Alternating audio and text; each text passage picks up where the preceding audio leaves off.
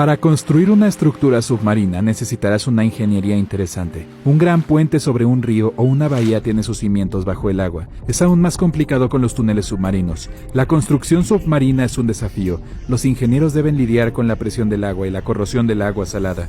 También existe el problema de encontrar los materiales adecuados. Los más típicos son el hormigón, el acero y el cristal acrílico. El hormigón no es afectado por las corrientes de agua y no se daña con el agua salada. El acero proporciona construcciones submarinas con una estructura fuerte y el vidrio acrílico es resistente, duradero y soporta la luz solar. También es transparente, por eso se usa a menudo para hacer ventanas en edificios submarinos. Como sea, cuando el agua es poco profunda no es tan difícil construir algo ahí. Los constructores crean una base temporal. Luego, encima de ella, construyen varios pilares que sostienen la estructura superior. Pero si las aguas son profundas, los ingenieros deben utilizar otros métodos. Según el que elijan, el agua se extrae o se desvía durante el proceso de construcción. Uno de esos métodos implica el uso de un conjunto de grandes pilotes hincados. Son unas columnas largas y delgadas hechas principalmente de acero, pero su interior es parcialmente hueco. Con la ayuda de un enorme martillo se introducen en el lecho de agua, como clavos en un trozo de madera.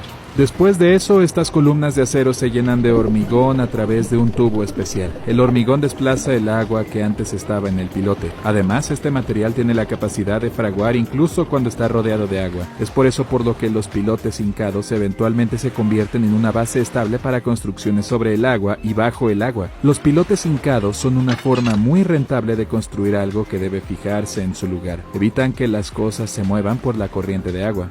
Otra forma de construir estructuras submarinas son las ataguías. Se construyen temporalmente y permiten a los trabajadores crear un espacio seco para la construcción.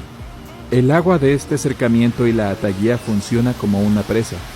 Una ataguía terminada parece un pozo masivo con paredes altas rodeadas de agua. Estas se hacen de rocas, acero e incluso tierra, y pueden hacerse rápidamente y quitarse aún más rápido. Pero el proceso de colocar una ataguía es complicado y desafiante para los ingenieros. Tienen que asegurarse de que la estructura no se inunde ni se derrumbe. La forma más sencilla de construir una ataguía es apilar un montón de tierra, pero en este caso los trabajadores generalmente tienen que fortalecer la construcción de alguna manera. Ayuda a protegerla de los daños provocados por el agua. Una vez que la ataguía está lista, las bombas extraen el agua de su interior. A veces es demasiado caro construir una ataguía muy profunda y fuerte. En este caso, los constructores utilizan varias bombas potentes que eliminan el exceso de agua cuando se filtra a través de las paredes de la ataguía. Si una ataguía comienza a fallar, este proceso es lento y afortunadamente predecible. En el sitio de construcción no solo hay bombas principales, sino también de respaldo. En caso de emergencia pueden acelerar el proceso. Luego el agua se mantiene fuera durante el tiempo que el personal necesita para evacuar. Las ataguías se utilizan con mayor frecuencia durante la construcción de presas y puentes, pero cuando un barco grande, como un crucero moderno, necesita ser reparado, los ingenieros también usan ataguías. Estos buques son demasiado grandes para llevarlos a tierra, y una ataguía hace un cierre seco perfecto. El barco queda aislado del agua y los mecánicos pueden repararlo donde sea que se encuentre. Además, cuando es necesario ampliar un crucero, los ingenieros construyen una ataguía a su alrededor. Luego bombean toda el agua desde el interior, creando un lugar de trabajo seco. El barco se corta en dos partes y comienza el proceso de alargamiento. Hay varios tipos principales de ataguías: reforzadas, celulares, rellenas de roca o de tierra. Para cada una de ellas, los ingenieros deben determinar la mejor profundidad a la que se debe colocar la pared en el suelo. Depende del tipo del suelo y del propio depósito de agua. Las ataguías reforzadas se utilizan principalmente durante la construcción en aguas poco profundas. Tal estructura es en realidad una pared de tablestacas. Estas son partes con bordes entrelazados. Por lo general están hechos de acero, pero el material también puede ser hormigón armado o madera. Las tablestacas crean algo así como una caja alrededor del área necesaria. Las ataguías celulares también están hechas de tablestacas, pero en este caso las pilas tienen una forma especial. Después de conectarse forman células que se llenan de tierra o arcilla. Las células a su vez crean un muro estanco. Gracias a su estructura es excepcionalmente estable. Las ataguías llenas de rocas se utilizan cuando hay mucha roca en el sitio de construcción. Se construyen sobre el suelo. Esto evita que el agua se filtre en la ataguía y las rocas sirven de refuerzo. Las ataguías de tierra se construyen en áreas donde el agua tiene menos de 3 metros de profundidad. Se crean a partir de los materiales que están a la mano: arcilla, arena, incluso tierra. También hay ataguías de pared simple y doble. El primer tipo se utiliza cuando el área de la construcción no es grande y la profundidad es superior a 6 metros. Tales ataguías son típicamente necesarias para construir puentes. La madera o las láminas de madera se colocan en el lecho del mar o del río. Después de eso se agregan láminas de hierro o acero en el interior. A ambos lados del muro, los trabajadores colocan sacos de arena medio llenos. Finalmente, el agua se bombea y la ataguía está lista para su uso. La ataguía de doble pared se utiliza para grandes áreas de construcción y cuando el área es muy profunda, estos sitios de construcción necesitan soportes más poderosos. Esta ataguía más resistente tiene 2 paredes, lo que le proporciona una estabilidad adicional. 2 pilas se empujan hacia el lecho de agua con algo de espacio en el medio. Cuanto más profundo es, mayor es el espacio entre las paredes. Entonces se unen entre sí. Después de eso, este espacio se llena de tierra. Las ataguías no son baratas. Esto significa que si se usa una para un proyecto, no hay otras opciones disponibles. Por eso es la mejor forma de construir presas permanentes. Cuando se construyó la presa Hoover, se colocaron varias ataguías para desviar el agua del río Colorado.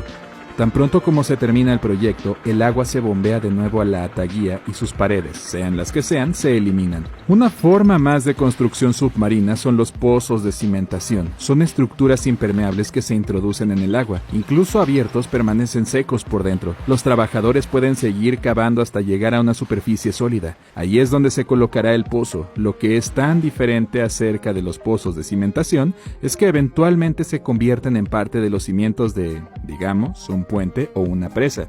Y aunque no pienses en un puente o una presa como una construcción submarina, la mayoría de sus elementos cruciales están bajo el agua. Por ejemplo, un puente grande no podría soportar su peso sin torres de soporte masivas, y están en el agua. Hay varios tipos de pozos de cimentación, abiertos, neumáticos y de caja. Los pozos de cimentación abiertos no tienen fondo. En realidad son solo paredes verticales que permiten a los constructores cavar en la parte inferior de ellas. Los pozos de cimentación neumáticos evitan que el agua se filtre mediante el uso de aire comprimido. Esto ayuda a mantener la misma presión dentro y fuera de la construcción. Cuando los trabajadores extraen algunos materiales, estos se envían a través de un tubo de lodo especial. Cuando el pozo de cimentación llega al lecho de roca, los trabajadores lo llenan de hormigón. A diferencia de otros, una caja de pozo de cimentación tiene piso, y los trabajadores la bajan sobre una base que se construye de antemano. Durante la construcción del puente de Brooklyn, los ingenieros utilizaron 2 pozos de cimentación masivos. Gracias a ellos llegaron al lecho de roca y crearon los cimientos de las torres del puente. Y luego también está la construcción fuera del sitio. Ahí es cuando las cosas no solo se construyen, sino que también se ensamblan fuera del sitio. En este caso, los ingenieros suelen utilizar la construcción modular. En cuanto a las unidades de construcción producidas en fábrica se entregan al sitio, ahí se ensamblan como un juego de Lego gigante. Luego, las estructuras suelen flotar hasta el lugar en enormes barcazas o las remolcan ahí. Después de eso se bajan a su lugar. Algunas se hunden por su propio peso, otras solo pueden llegar al fondo marino después de cargarse con pesos adicionales. Este método de construcción es bastante expansivo y aún así es mucho más rentable que construir bajo el agua. Esto último necesita ingenieros calificados y herramientas únicas. Y no te olvides de los riesgos. Pero, ¿qué pasa con los túneles submarinos? ¿Cómo diablos están construidos? Los túneles modernos generalmente se construyen con la ayuda de enormes tuneladoras. Tienen un apodo, minadores. Aunque tal mecanismo tiene un precio exorbitante, varios millones de dólares, necesita poco tiempo para crear un túnel largo. La máquina avanza muy lentamente. Tiene una placa circular especial con cortadores de disco giratorio. Pueden abrirse paso fácilmente a través de la roca sólida. Luego, la roca se deja caer sobre una cinta transportadora de salida. Otro mecanismo utiliza esta roca para construir el revestimiento del túnel de la estela del minador.